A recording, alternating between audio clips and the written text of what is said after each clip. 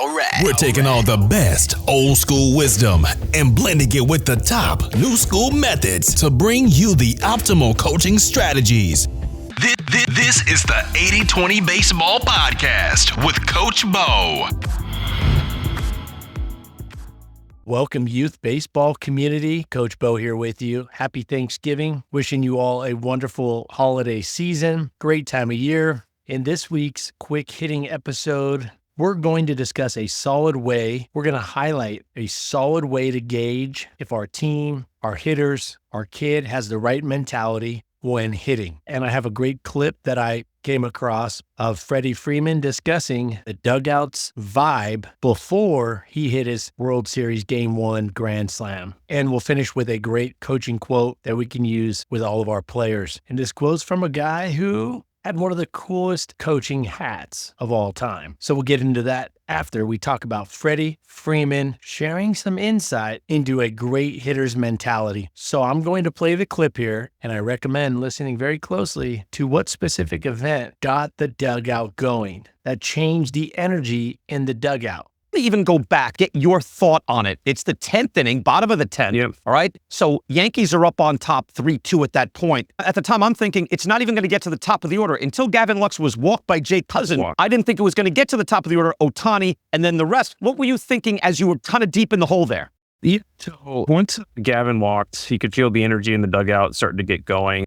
Did you catch that part about what happened? The Gavin Lux walk is what Freddie Freeman attributes the energy in the dugout increasing to. Now, here's our takeaway from this. If teams don't have a positive reaction to walks, or worse, teams have a negative reaction to getting a walk, to earning a walk, to one of the players on the team netting a walk, that's a bad sign. I've seen many hitters over the years who look defeated when they get a walk, when they work a walk. But the players and the teams with the right hitting mindset have a different reaction to walks than otherwise. They respond in a positive manner to walks. The energy increases. There's an uptick in energy. It's seen as a positive thing. Walks are considered a good thing. Walks should generate some excitement, a sense of winning the at-bat. Let me play the part that Freddie says here one more time. Once Gavin walked, he could feel the energy in the dugout starting to get going. So the walk is what got the energy in the dugout going well before the Grand Slam. And I noticed that about the Dodgers this year and other great teams that I've come across, other great hitting teams. They respond differently to walks. There's more positive energy after a walk, not just from the coach, but from the whole team. The perception is clearly that the walk was a good thing. They're about scoring runs, not just about getting hits and batting average. So it's a quick hitter today. A solid way to gauge if our player, our kid, our team has the right hitting mentality is to see if they respond to drawing a walk positively and to what degree.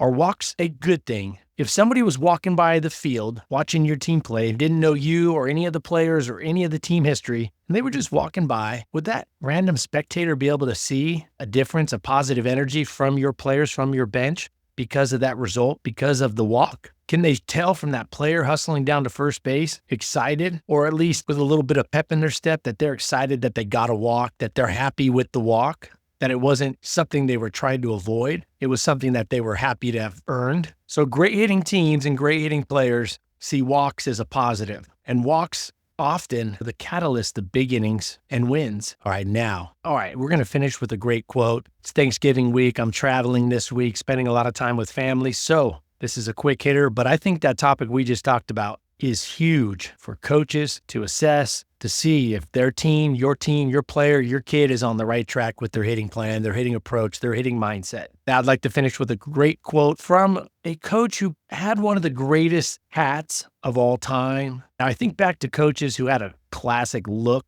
Bum Phillips, for those of you that are familiar with some old school NFL, Bum Phillips, he had a look to him that was classic. And another football coach who had one of the best hats of all time, Tom Landry. As many of you know, he was the first head coach of the Dallas Cowboys, recognized as one of the greatest coaches in NFL history, 2 Super Bowl wins, 5 NFC titles, 270 wins in the NFL. He served as a bomber pilot in World War II, flying 30 missions and even surviving a plane crash. That's always a huge thing for me to see on the resume. He's in the Pro Football Hall of Fame. Tom Landry said this, Quote, setting a goal is not the main thing. Setting a goal is not the main thing. It is deciding how you will go about achieving it and staying with that plan, end quote. Coach Landry said, hey, setting the goal is not the main thing. It's deciding how you will go about achieving it and staying with that plan.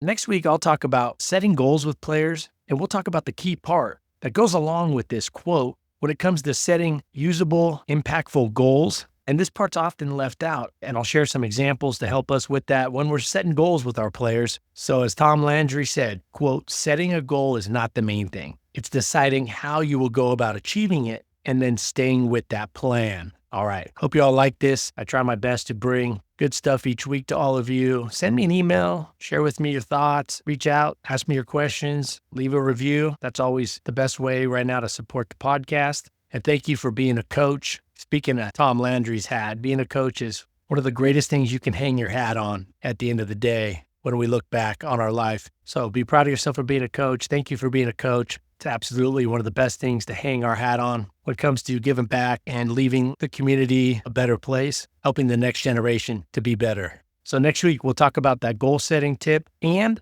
I'll have the top 5 X coaching posts / tweets of the month, and we can learn a lot from these. These are curated from the coaching sphere on X, and I bring you my top 5, and there are some good ones. So we'll get to that next week. And until then, in the meantime, head over to 8020baseball.com, articles, videos, drill design guide, all over there. Leave a quick review. Just takes a few minutes. That would be much appreciated. Email me. You can email me through the website or at coachbo@8020baseball.com. Until next week, let's take care of our health so we can be at our best for our families, our close friends, and our team. Let's take this information out to the field and put it into play. Y'all take care. And until next week, adios.